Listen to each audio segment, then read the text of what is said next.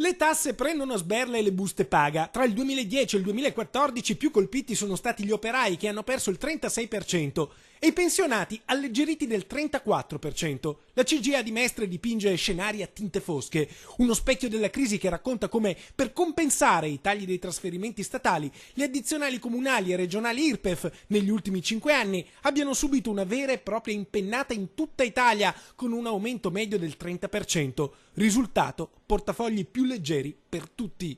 Se aumentiamo il carico fiscale su pensionati e famiglie, quello composto soprattutto da lavoratori dipendenti, è chiaro che la possibilità di spendere, di fare acquisti, di alimentare i consumi interni si riduce sempre di più. In Veneto la piaga più dolorosa è quella di Venezia, dove fino a 3 anni fa non si applicava l'addizionale IRPEF. Adesso però si paga il conto tutto in una volta. Un operaio con uno stipendio mensile netto di 1.280 euro ha subito negli ultimi 5 anni un carico fiscale del 126%, che significa 237 euro in meno in busta paga, un record nazionale. Un aumento incredibile, assolutamente deprimente anche per l'economia, perché sempre più persone, nonostante magari abbiano un lavoro o abbiano una pensione, cadono in povertà.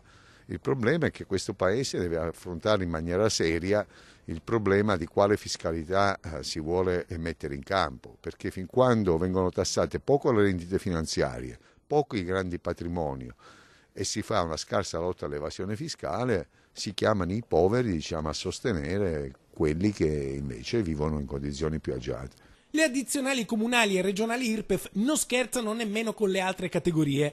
A Venezia un pensionato con un assegno di 1.000 euro al mese tra il 2010 e il 2014 ha subito un aggravio di 85 euro.